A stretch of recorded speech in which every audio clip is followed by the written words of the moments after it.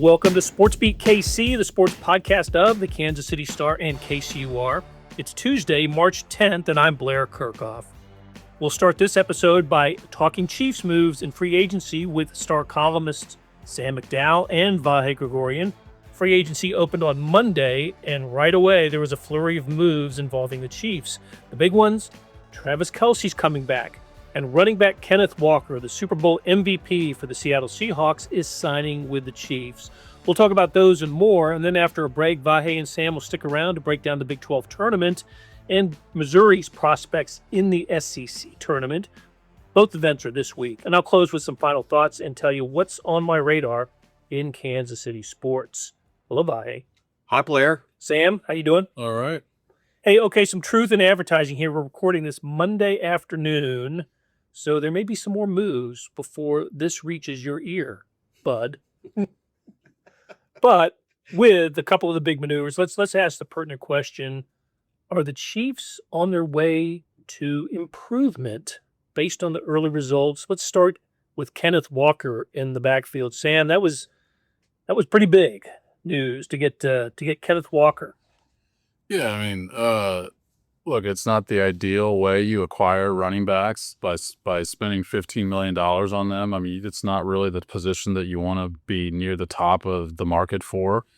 And he's going to be only behind Christian McCaffrey and Saquon Barkley in terms of compensation for running backs. But to me, that's the problem of the last 2 years. You didn't draft a running back a year ago in a really deep class where you probably should have picked one to avoid the problem this year.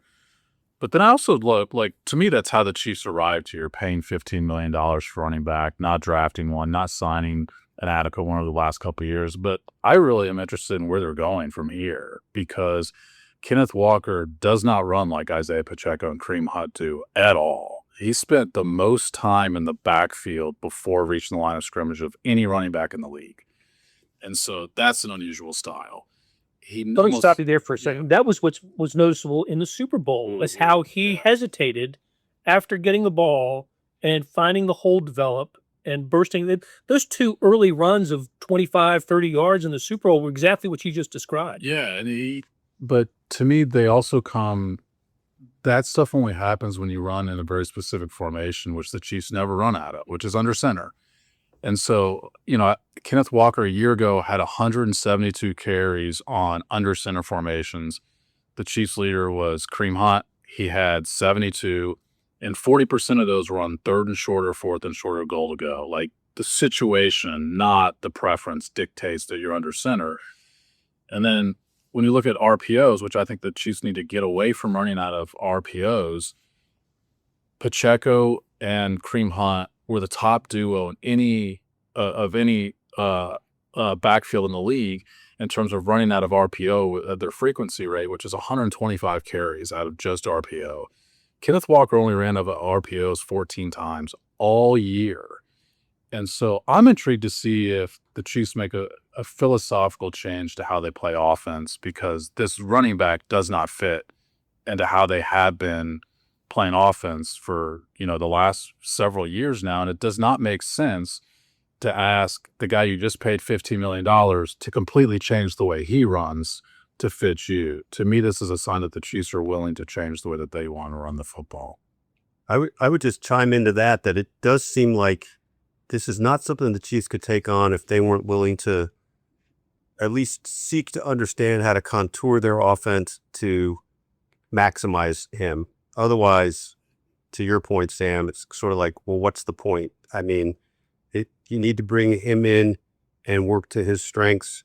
I do think what's really intriguing to me about it, though, is that it does give them a chance to diversify if they're willing to do that and do some things that sort of work into a chain reaction from this. And this is not at all a perfect parallel. It's different skill sets, right? But it just, upon seeing the signing, I couldn't help but conjure thoughts of how much more versatile and explosive this offense was when it had Kareem Hunt at its prime in Patrick Mahomes' first season. And again, it's not a perfect parallel, but there are some things about it that I know Sam's written a lot about this, about ways to take pressure off of Patrick Mahomes.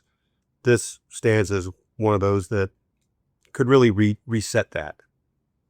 Absolutely. I mean, nothing can help the quarterback more than getting defenders to respect the running game. I mean, a year ago, the Chiefs faced the most light boxes in the league. When you look at the frequency with which they run with 6, 5, or 4 defenders in the box, it's by far the highest in the league. It's over half their carries.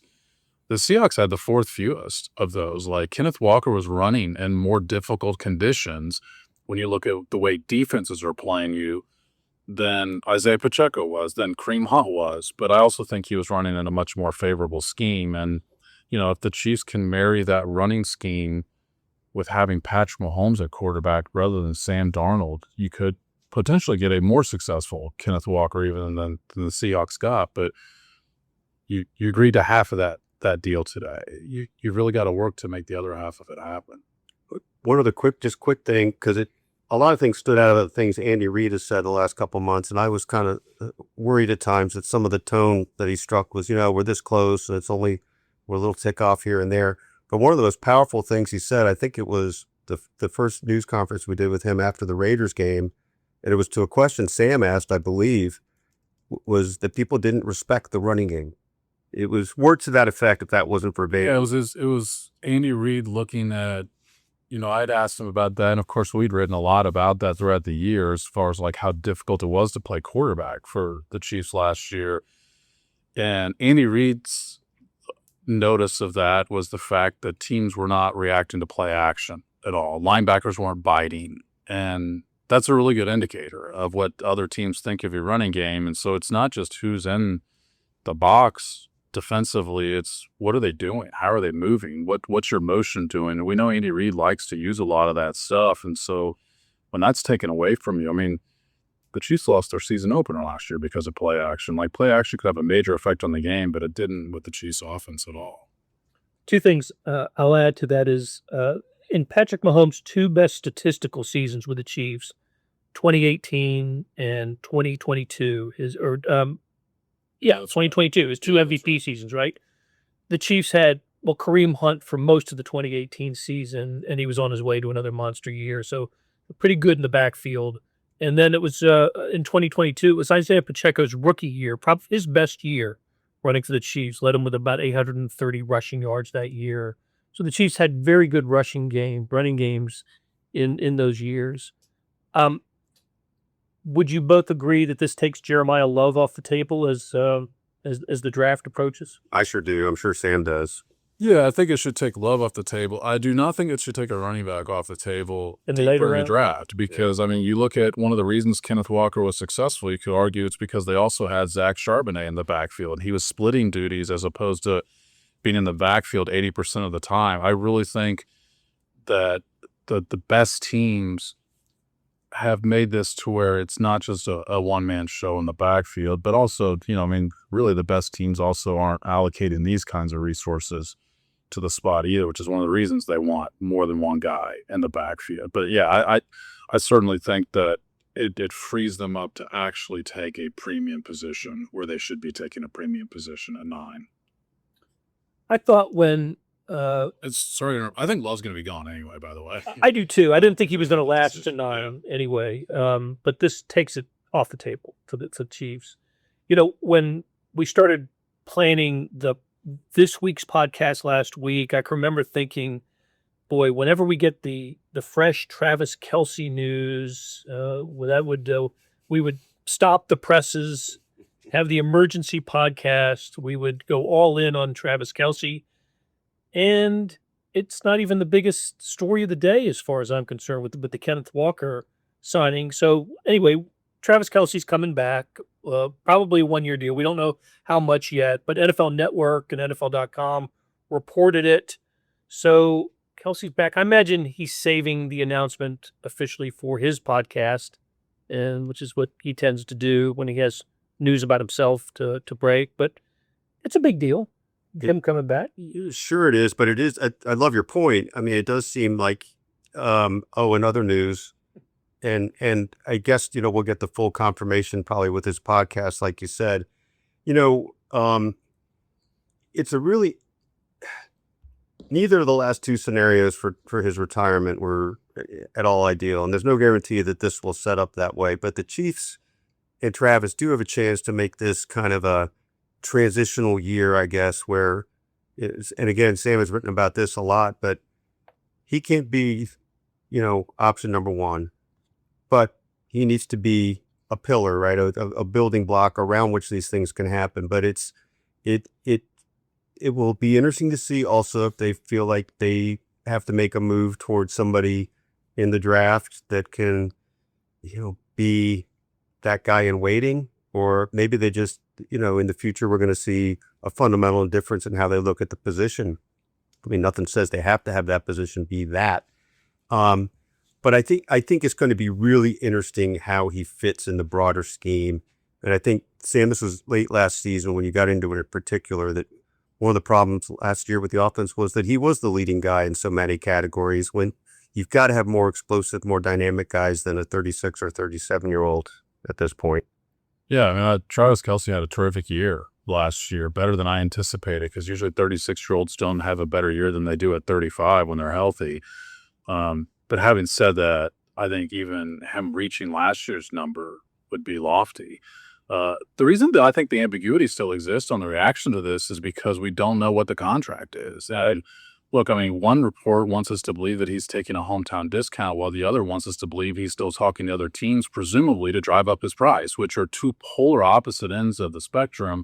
And to me, will really drive the narrative and the reaction when he does eventually sign, because I do think the signs are pointing to him coming back to Kansas City. But what's the money look like? Because his last 3 years have been his highest cap charges in his career for the Chiefs. They've all been 6.7% or higher, and a team that doesn't have a ton of money to spend cannot afford to pay a 37-year-old at any position that other than quarterback 6.7% of its cap. Like, that is a lot of money. So I'm really interested to see what the number winds up at. I've long thought that, it probably starts in double digits. He was making 19 each of the last 2 years in terms of his cap charge. I've long thought maybe it starts in double digits with some incentives or something of that. But, and you start approaching like 15 million. That's an uncomfortable number, even for a player of that caliber, knowing that Travis Kelce's pretty good for business too. I was about to say, and we're talking to Sam McDowell and Vahe Gregorian on SportsBeat KC. Is there any professional athlete in the history of sports who will end up having a higher household income than the one that Travis Kelce will inhabit after this summer? Probably Jordan, right? I mean, Jordan's got his own brand. I don't know what his look that up. Net worth. I'd be interested. Michael Jordan versus Taylor Swift. Probably not while he was playing. Correct. Yeah. Right. Not while he was playing. So, and is this the third year of the $100 million Tiger Woods New Heights podcast too? I mean, it's like, some supplemental income there as well. Yeah, a little side hustle for Trav. I don't. Tiger Woods is over a billion, 1.3 billion net worth. I think he'd be in the conversation, right? He would be. He's still competitive. Doesn't Taylor Swift give away $1 billion a year to her employees? Like, is she on another stratosphere even than that? Michael Jordan's at 3.8. So did you punch in Taylor while we were? I think she's 1.5. 1.5. Oh, well, she got a little work to do because she's giving away so much money. Bottom line, I think the household will be. You're way off. That's the bottom line. I can't wait to hear him say when he does have an announcement. I had to think about, making money for my family. Look, this offseason is going to be really interesting for Travis Kelce, because what the last two off seasons should have taught him was that putting in the work really matters. Absolutely. 2 years ago, he's touring with Taylor Swift, and I have no qualms about a 35-year-old guy enjoying life. But that came at the expense of him being in the best shape. And last year, he was in much better shape. I still think the most fitting image is when we're in Brazil and they're, for some reason, wearing different practice, like these sponsored practice jerseys. And Kelce's looks like it's 2 sizes too big. And I was later told that a tweet that I sent out sarcastically was actually accurate, that they had ordered it thinking he was going to be at the weight he was the previous year, and that it was quite baggy on him the next year because of that. Like he put himself in great shape. That's why he had the season he did. Well, this year, I mean, we know he's getting married over the summer, so that's going to be a pretty big deal. There's one weekend that they're going to throw caution to the wind. Every day, but those two, but that weekend. Yeah. But I do think that's something that should at least be on his mind is why did you have a bounce back year at age 36? Well, you put in the work to make it happen. The thing that's interesting about that too is we can't get in his mind on this, but I do think the way he was able to get himself to do that last year was with the incentive of feeling like, okay, well, this is really going to be it. So how do you reach that level again? I mean, perhaps he can. He's always found ways to reinvent himself, right? But he probably hit a deep place last year to make himself do that. Yeah, going for the 3P. Yeah, going out or coming off that. Yep. I wonder if we talked about how signing Kenneth Walker takes Jeremiah Love off the Chiefs draft board, but I wonder if this puts Kenyon Sadiq on the Chiefs draft board, the tight end from Oregon. Yeah, I think just really look, the Chiefs have an interesting decision at number 9, and we'll have 6 weeks to talk about it, and now to talk about an end of the round pick as well. But I think you've got to get some sort of offensive weapon for the thing that Vahe mentioned earlier is like to transition away from Travis Kelce being your number one option. And I don't know whether it's another tight end. I think Tate will be there at 9 because he didn't run well. He didn't have like terrific stats at Ohio State, good enough. But I think you can find some flaws in all the pass catchers in this draft, and maybe that works to the Chiefs' advantage. If they like one of these guys, they fall to 9. But I also don't know that there's like a home run type of offensive weapon that's going to be there at 9, which, I mean, look, after the first wave of the first afternoon of free agency open, I think you'd look at it and say, where's your pass rush help and where's your pass receiving help? I might suggest, too, that given who signed elsewhere today, Jaylen Watson and Bryan Cook, that, players like maybe Caleb Downs, the safety from Ohio State, who's been his athleticism has been really, a rave in the in the draft prospects, and Mansour Delane, the cornerback from LSU, could be a couple of guys who I wasn't strongly considering before, but maybe work their way up a little bit. Not the premium position that you suggest. I agree, and I've said from the beginning they need an edge rusher. Yeah. But if who they want is not there, maybe they fall. Maybe these guys fall to them. Yeah, and I think that's the bigger dilemma at number 9 is the best players in this year's draft class are not premium position players. It's a running back. It's a linebacker from Ohio State. It's a safety from Ohio State. Like those really aren't top 10 draftable positions when you draft particularly when you draft in the top 10 this infrequently. Like you want to be targeting the guys who today are costing all sorts of money. I mean, Kenneth Walker's making a lot of money for running back. He's getting paid $15 million annually. You had the defensive end who got traded last year to the Chargers, who's going to make like 25 away, and he's not even close to one of the best edge rushers in the league. Like that's the going rate, which is why you want to be targeting the positions that cost a lot of money at number 9. But are those positions going to be there, to your point? Right.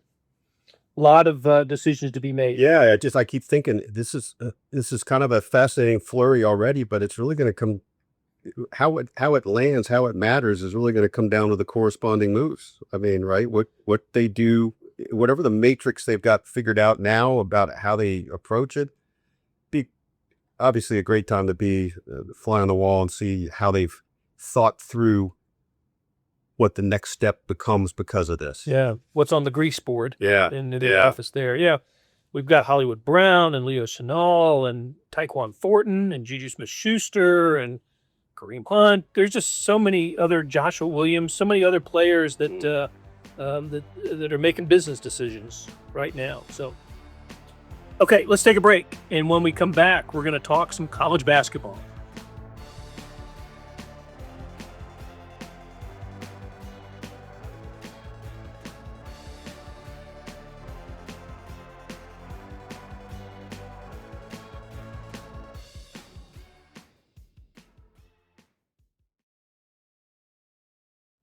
Sam McDowell and Vahe Gregorian are having a heated debate on SportsBeat KC, the sports podcast of the Kansas City Star and KCUR.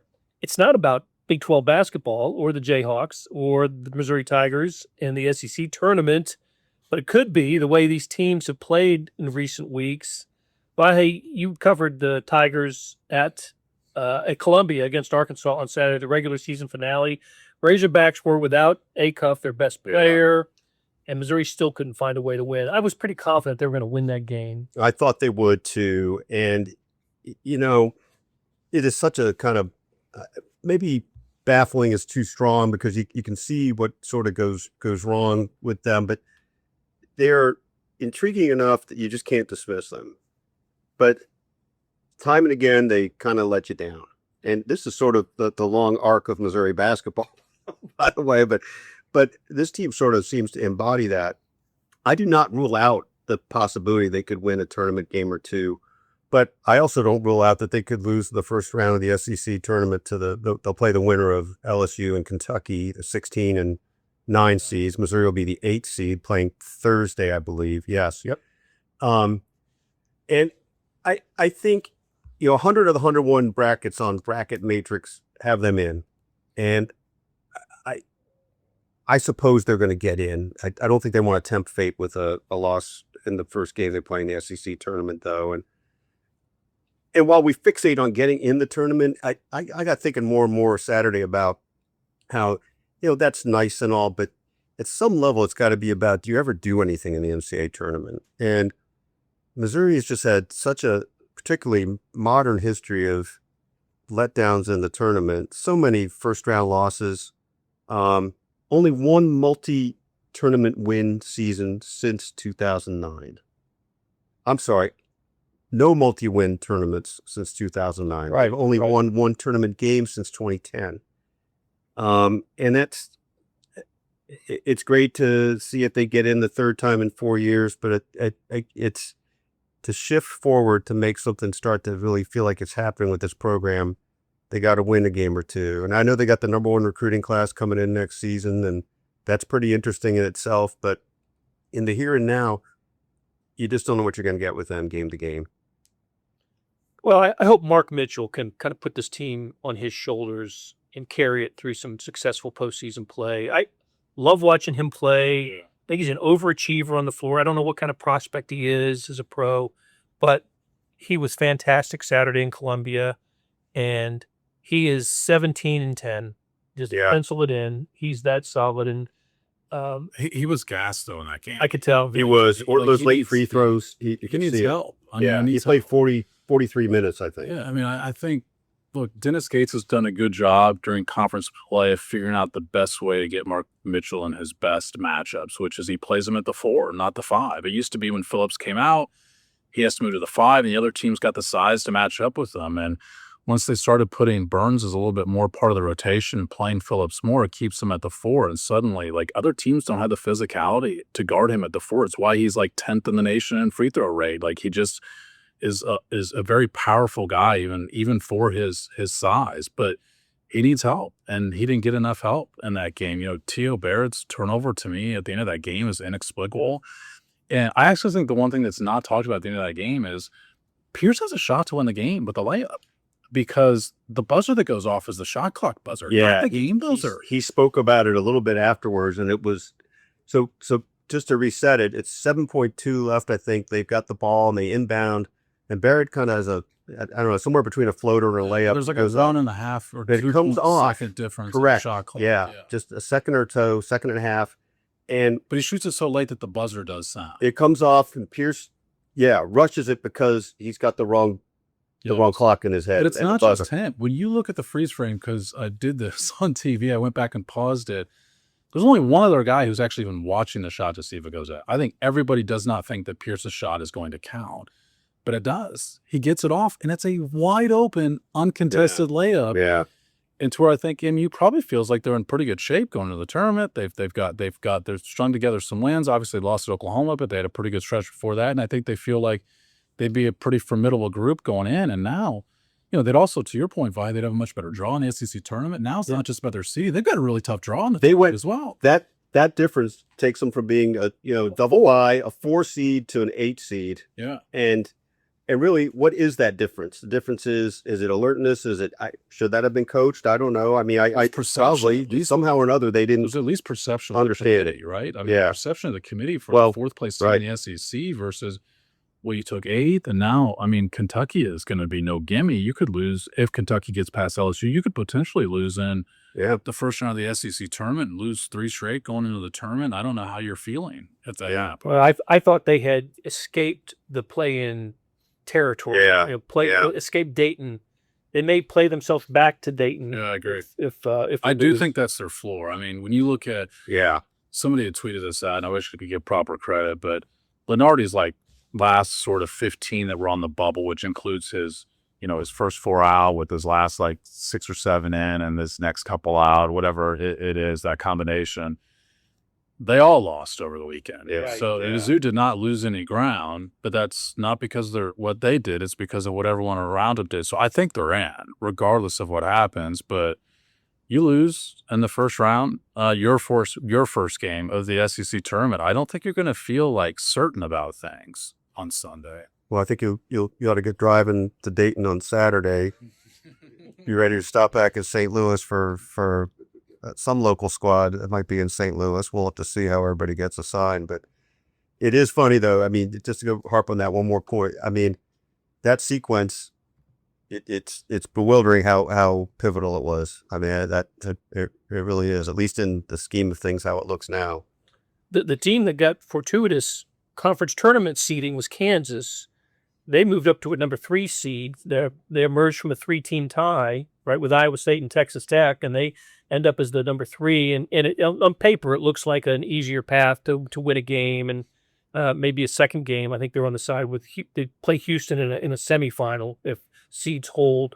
But Kansas had the big win, lopsided win against Kansas State on Senior Day. Is it all fixed with the Jayhawks? I mean, they've become this Jekyll and Hyde team that previously was based on Darren Peterson's availability, and now it seems to be based on whether or not he's making shots. I thought he looked terrific against K-State. There was a point to his game that I hadn't seen yet, which was trying to get to the basket. We've seen him. He's able to create his own shot from the perimeter and make it a lot.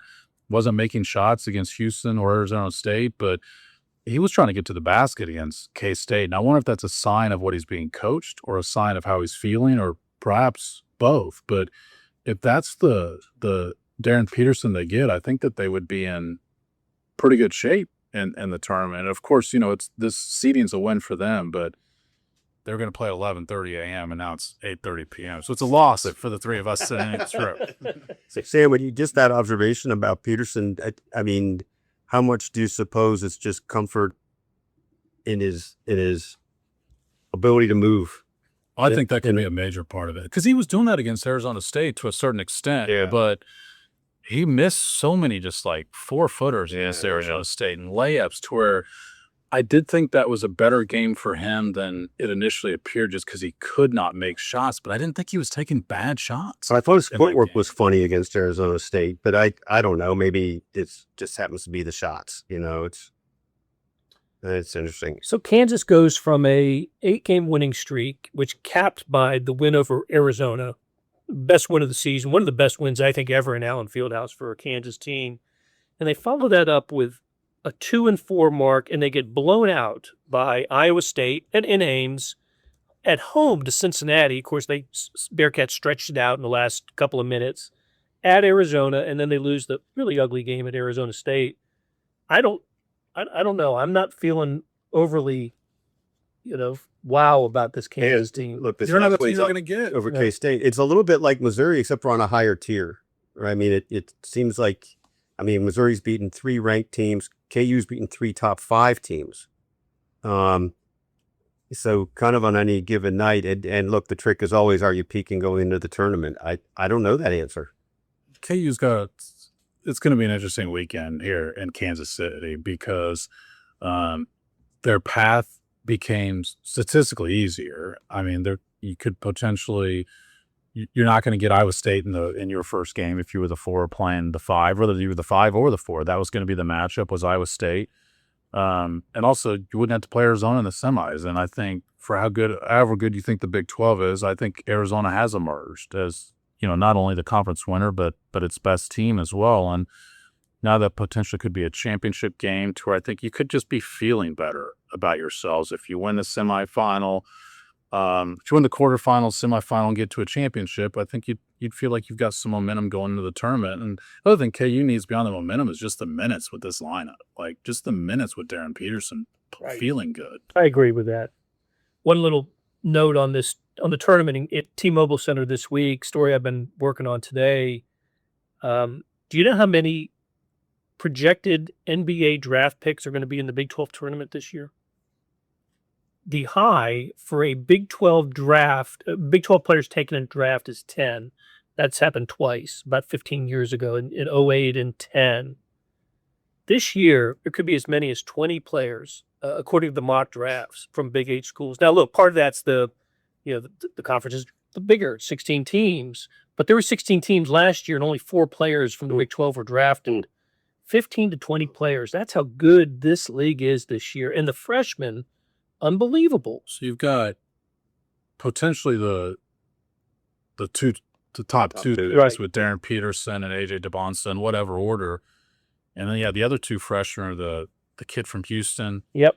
Fleming. Kingston Fleming. No, the center is there too, right? Yeah, Senek. The Senek, yeah. Yep. And then Burry's from Arizona. No one needs to tell KU that kid. But look, I mean, he's been terrific in their meetings with them. Koa Pete from Arizona as well. Yeah.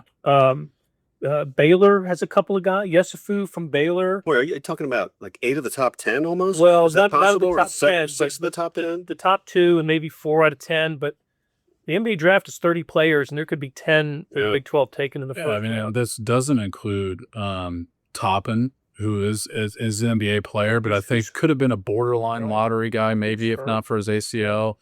And then Saunders, I think, is an NBA player, even though probably more like a second round guy. Kid. But it is disappointing that those 2 guys are not playing because their teams aren't the same with that. And BYU is very top heavy. They really have 3 great players, and now they have 2 instead of 3. And Toppin is an All-America kid, but it speaks to how deep the Big 12 is that this is still going to be. I mean, ESPN's sending their top crew to this tournament. I think they're doing it for a reason like this. These are very competitive teams. Should be great. I got to talk to Kelvin Sampson about it earlier today. He was good on the subject. Okay, great conversation as always with Sam McDowell and Vahe Gregorian. I'll be back with some final thoughts and tell you what's on my radar in Kansas City sports this week. Here's what's on my radar in Kansas City sports this week. UMKC put on quite a show at Union Station Monday to introduce their new men's basketball coach, Mark Turgeon. He deserved the attention. It was quite a coup for the KC Roos, landing a coach who has led Wichita State, Texas A&M, and Maryland to NCAA tournament seasons. Turgeon, of course, is a former KU point guard and assistant coach and a Topeka native who ended a 4-year retirement to return to coaching. Well, that'll do it for this week. Thanks to our SportsBeat KC staff of Gabriella Lacey, Suzanne Hogan, and Irvin Zhang, and to our editors, Jeff Rosen and Scott Chasen. We'll be back soon with another SportsBeat KC, where we talk sports in Kansas City.